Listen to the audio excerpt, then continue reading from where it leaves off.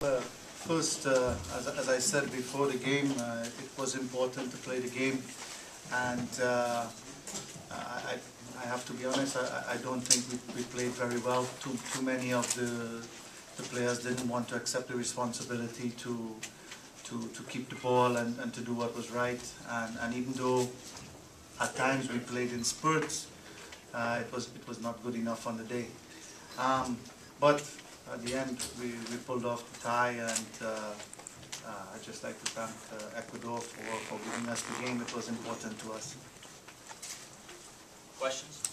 Stephen, in the build-up to the game, you kind of mentioned the need for Canada to improve its kind of build-up play, to be more decisive in the third.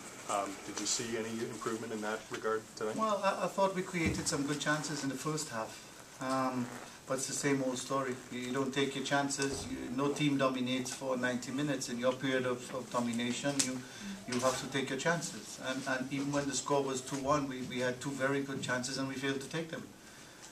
But, you know, no excuse. We had 1.5 practices, and we have 4 more days to work on things and work on our relationships, and hopefully we'll get it right.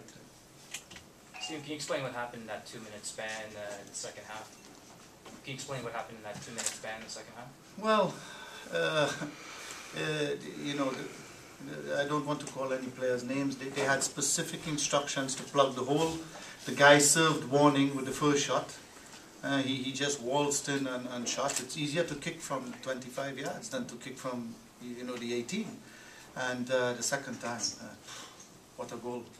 Right? But we allowed him to come in. There was no pressure on the ball, and clearly that was part of their tactic, to bring the number 8 late and then for him to shoot from distance. It worked for them.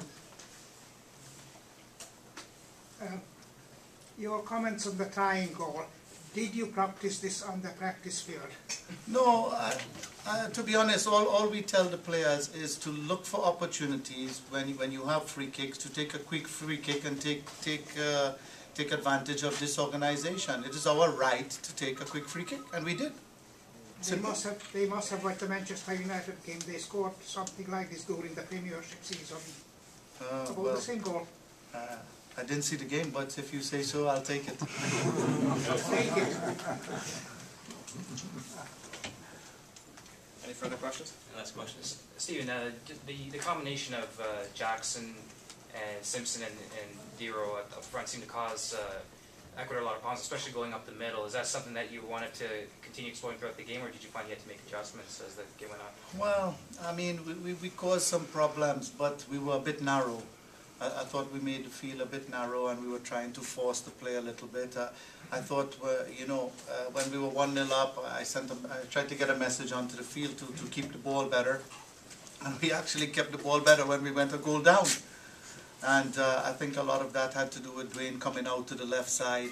It gave us a bit more width on both sides of the field, and with Simeon operating in the hole, sort of bringing the midfield into the game a little better.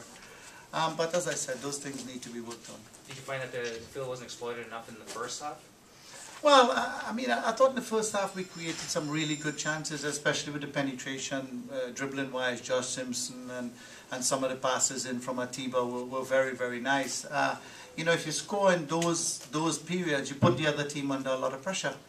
You know, but we didn't score, right? But some of it I like, yeah, I do, and we'll keep, you know, working on it.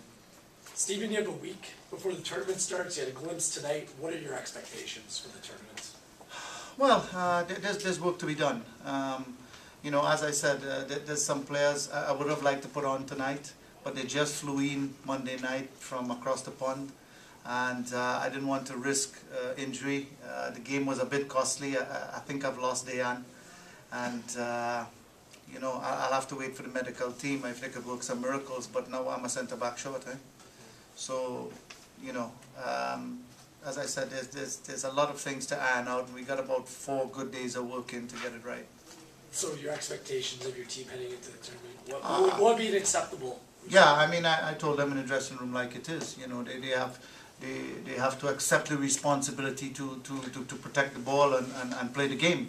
And there were too many players today didn't want to accept the responsibility. I don't know if it was nerves or just a lack of playing cohesion. I'll have to look at the tapes again. But the players that you want to take the ball and make things happen have to accept that responsibility.